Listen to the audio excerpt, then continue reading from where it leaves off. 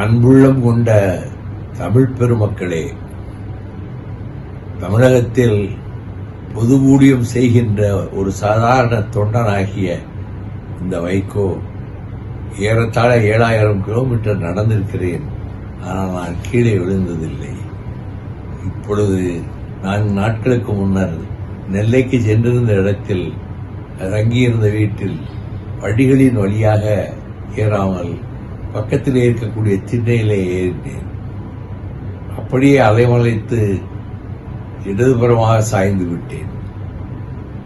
எனக்கு தலையில் அடிபட்டிருந்தாலோ முதுகிலும் அடிபட்டிருந்தாலோ நான் இயங்க முடியாம போயிருப்பேன். இப்ப என்னன்னா, இடது தோள்பட்டையினுடைய அந்த கிண்ணம் உடைந்திருக்கிறது, அதோடு அந்த எலும்பும் கீறி இருக்கிறது. அதனால் அங்கே உடனே டாக்டர் முரளியிடம் காண்பித்து அவர் உடனே நீங்க மெட்ராஸுக்கு போகணும், சென்னைக்கு போகணும், அங்கே போய் நீ ட்ரீட் பண்ணணும் அப்படின்னாங்க. நான் போய் டாக்டர் தனியாக சேர்ந்துட்டு யோசனை கேட்டேன். அவரு இந்த எக்ஸ்ரே இருந்து வாட்ஸ்அப்பில் அனுப்பி வச்சோம். ஒன்றும் பயப்பட வேண்டாம், நீங்க கவலைப்பட வேண்டாம், உங்களுக்கு ரெஸ்ட் தேவை, இப்போ இந்த ரெஸ்ட் இதில் கிடைச்சிருக்கு அப்படின்னு சொன்னாங்க.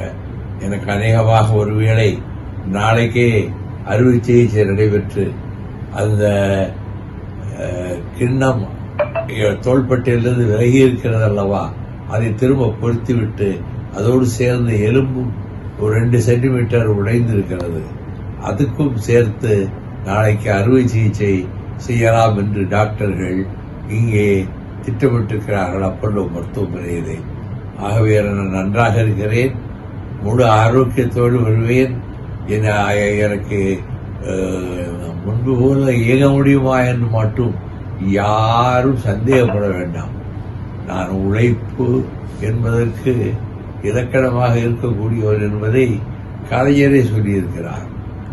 ஆகவே நம்முடைய தோழர்கள், பொது வாழ்வில் அக்கறை உடையவர்கள் எல்லோருக்கும் நான் சொல்லிக் கொள்வது, இந்த நாட்டில் மேலும் தமிழ்நாட்டுக்கு செய்ய வேண்டிய சேவைகளை செய்வதற்கு காத்துக் கொண்டிருக்கிற வைகோ முழு நலத்தோடு பரிபூர்ண ஆரோக்கியத்தோடு வருவேன் என்பதையும், எனக்காக கவலைப்படுகிற உள்ளங்களுக்கு என் நன்றியை தெரிவித்துக் கொள்கிறேன் என்பதையும் இந்த நேரத்திலே சொல்லுகிறேன்.